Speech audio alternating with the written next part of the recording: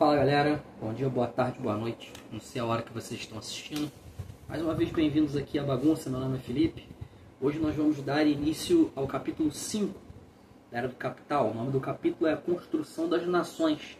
Ele fala sobre a construção das nações e muito sobre o conceito de nacionalismo e nacionalidades. E hoje nós vamos ver os seguintes temas: nacionalismo e revoluções, 1848-1870. Expansão do nacionalismo e seus impactos globais. O conceito de nação e desafios do nacionalismo. E as ideias de Mazzini e os desafios das nações pequenas. Para você que caiu aqui de paraquedas, meu amigo, isso aqui é um resumo da Era do Capital, do Hobsbawm. A ideia do projeto é fazer o resumo da coleção inteira e de outros livros que costumam cair bastante em editais de concurso, em vestibular de história. Tem uma playlist aqui no canal com a Era das Revoluções, todo destrinchadinho por capítulos e partes, eu vou deixar aqui. Estou fazendo agora o Era do Capital, né? Até o presente momento ele está entrando agora no capítulo 5, também vou deixar aqui. E a dinâmica é bem simples, né? Eu fiz um resumo do capítulo, eu vou deixar ele na tela e eu vou fazer uma leitura dinâmica desse resumo e trocar uma ideia com vocês.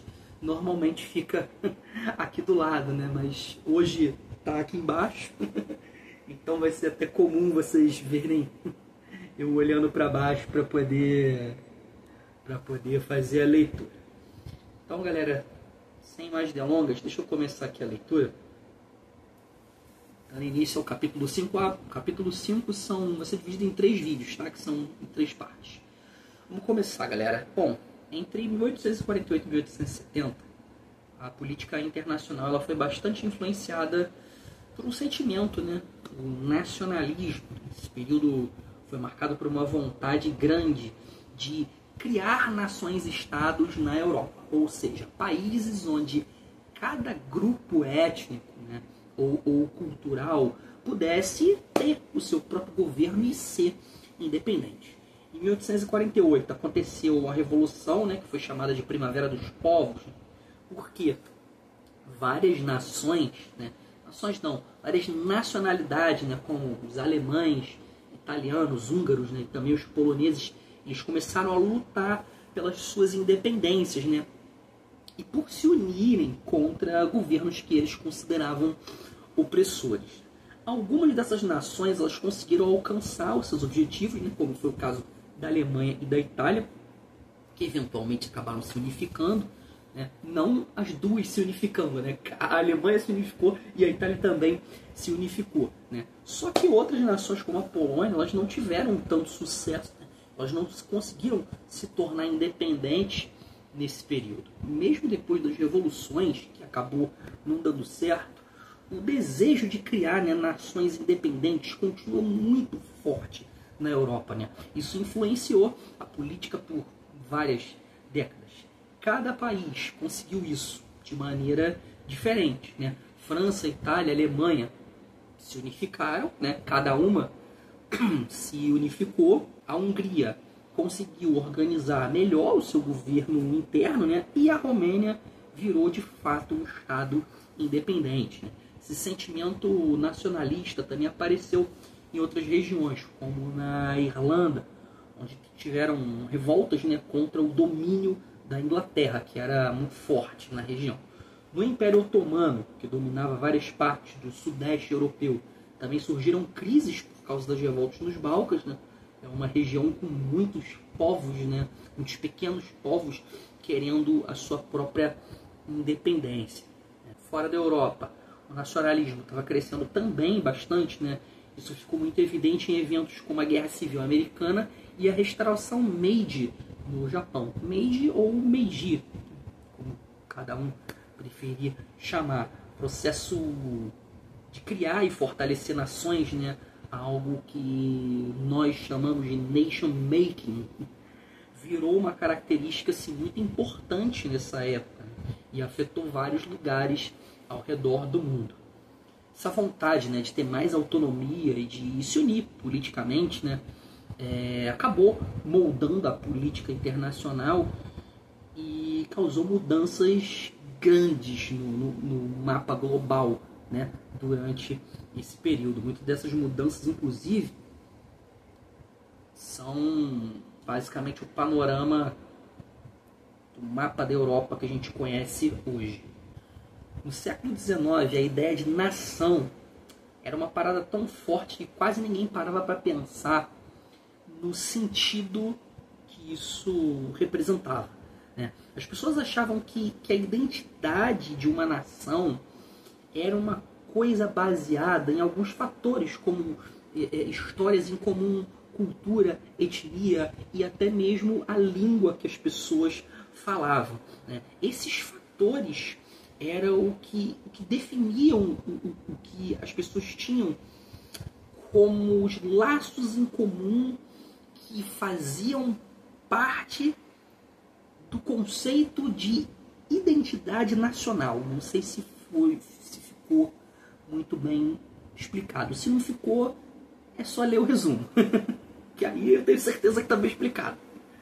Mas essa visão era meio simplista, né? E nem sempre ela funcionava. Em alguns países da Europa, né? Inglaterra, França, Espanha, essa ideia de nação-estado, né? Ou seja, um país que também é uma nação onde as pessoas se identificam da mesma forma. Pronto, eu acho que agora ficou bem explicado, né? Isso até fazia sentido. Mas em muitos outros lugares a coisa não funcionava muito bem assim desse jeito, né? O que fazia as pessoas questionarem o que realmente significava ser parte de uma nação, né? Em outros lugares esses questionamentos iam muito além dos exemplos, né, que eu citei aqui. A diferença entre nacionalismo e a formação do Estado-nação é uma parada importante pra cacete, né? Quando a gente fala sobre formação de nações, geralmente a gente está falando sobre como os países se formaram ao longo do tempo. Isso muitas vezes dependia das decisões e também dos interesses das pessoas poderosas, né, que estavam de frente nesses territórios, né, tipo reis ou líderes políticos. Por outro lado, o nacionalismo é mais sobre o sentimento do povo, né, do modo geral. É um movimento mais popular, né, também mais democrático, onde as pessoas querem ter o direito de decidir, né, sobre as leis, no modo geral, tomar decisões sobre o território que elas estão vivendo, né, sobre o país que elas estão vivendo. Então, não é tanto sobre as diferenças de língua ou etnia, é mais sobre um senso de identidade comum e o desejo, né, de ser independente, né, dessas pessoas, dos habitantes daquele determinado local, conseguirem governar a si mesmo. Em resumo, a formação de nações é baseada em história, língua, cultura, né, nesses traços comuns, né, em quem governa. E o nacionalismo é sobre sentimento do povo, né? É a galera querendo ter o seu próprio país, né? Mesmo que não sejam todos assim do mesmo grupo, né? Com base em um senso de identidade compartilhada e na vontade de ser independente. No século XIX, o nacionalismo ele enfrentava um dilema bastante complicado, né? De um lado, havia a ideia de que uma nação deveria ser grande e poderosa, ocupando um vasto território. Porém, na prática, muitas nações elas eram pequenas, né, e com territórios limitados, né? Isso criava uma tensão. Como conciliar o sonho de um grande Estado-nação com a realidade dessas nações menores? Muitos acreditavam que, para uma nação prosperar, ela precisava se unir com outras regiões e crescer. Mas isso nem sempre era possível, né, ou até mesmo desejado, especialmente em lugares como os Balcãs. Ali, as identidades nacionais eram muito complicadas, né, com diferentes grupos culturais e também étnicos, que eles conviviam em espaços próximos, né? O que tornava essa unificação algo realmente difícil de se realizar. Então o dilema passou a ser o seguinte: como construir um grande Estado-nação quando as realidades locais eram tão diferentes? Muitos dilemas, não falei que passava por complicações. O nacionalismo, né, que é o orgulho, né, de ter a própria nação, a lealdade ao país, ele também teve alguns desafios, né, tanto na teoria quanto na prática. Algumas nações conseguiram se organizar facilmente, né, como um Estado-nação, ou seja, um país com uma identidade bem definida e um território unificado. Mas outras nações tiveram dificuldades, porque dentro delas existiam diferentes grupos com identidades próprias, né, que não se encaixavam tão bem na ideia de um Estado único, né?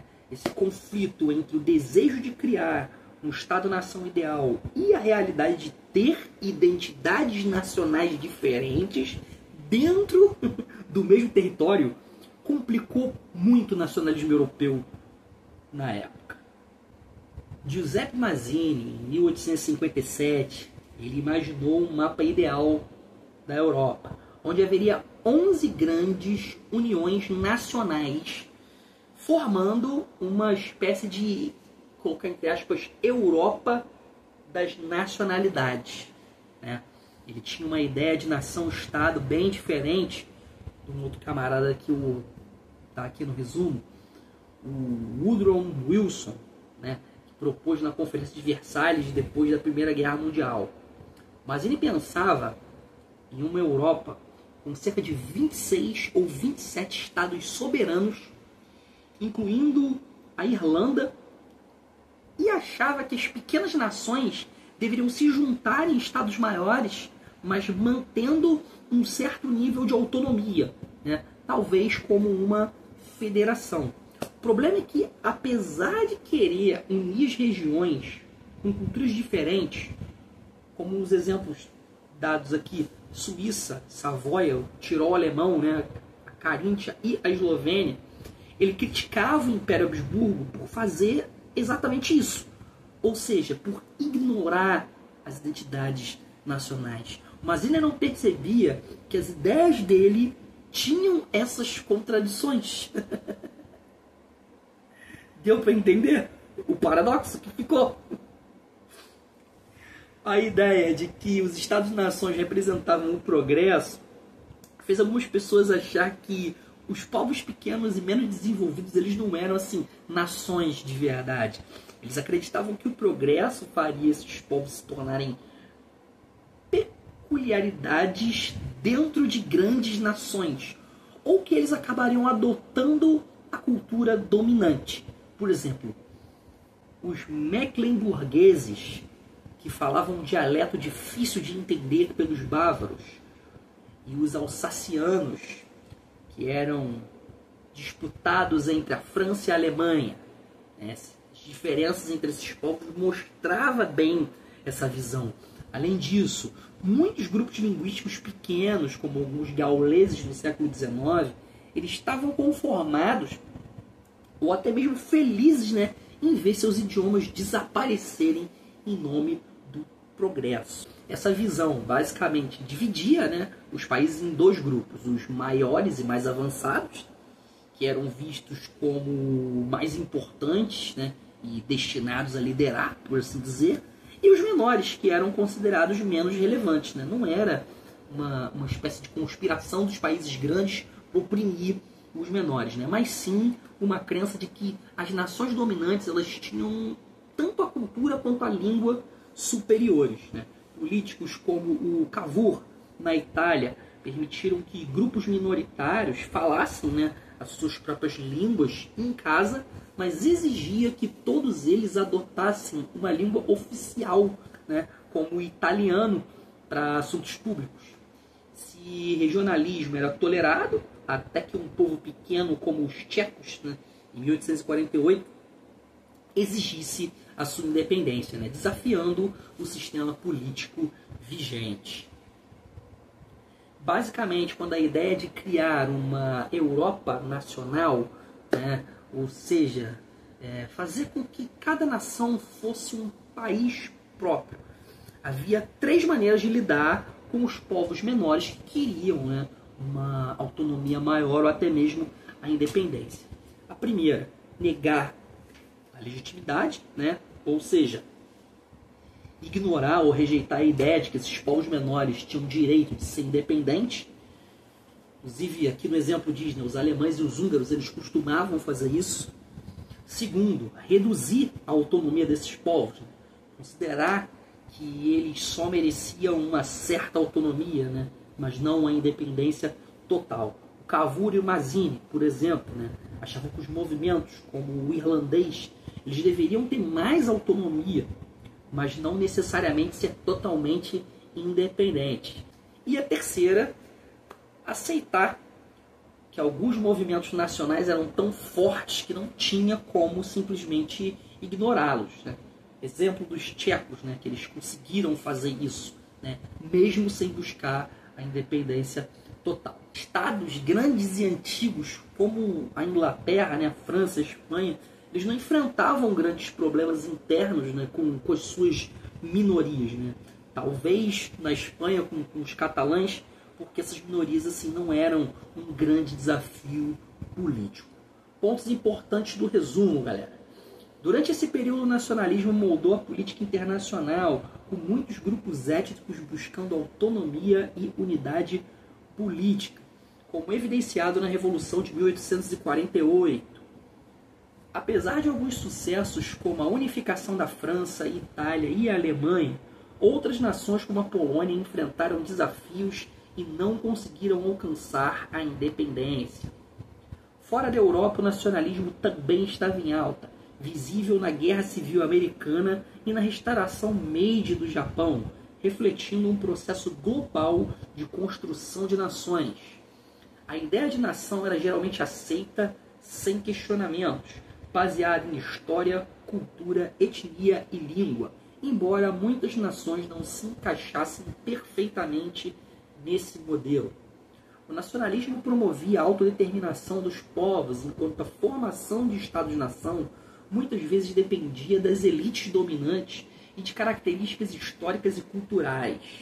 O ideal de Estados-nação grandes muitas vezes entrava em conflito com a realidade de nações históricas menores e diversificadas, como o caso dos Balcãs. Giuseppe Mazzini propôs um mapa ideal da Europa com 11 uniões nacionais em 1857, enquanto Woodrow Wilson delineou a criação de estados nacionais com base em princípios nacionais na Conferência de Versalhes entre 1919 e 1920. A crença de que nações maiores e mais avançadas eram superiores levou à visão de que povos pequenos e suas línguas eram menos importantes ou destinados a desaparecer. Galera, esse foi o resumo da primeira parte do capítulo 5 da Era do Capital. Se ficou um pouco confuso, peço desculpas. Tá tarde, eu tô com sono. A realidade é essa. Mas eu espero ter conseguido passar o conteúdo para vocês, beleza? Próximo vídeo, segunda parte do capítulo 5, que por sinal eu vou gravar já já. Vou só beber uma água e vou gravar, beleza? Vou ficando por aqui. Beijo no coração. Bons estudos para vocês. Valeu. Fui.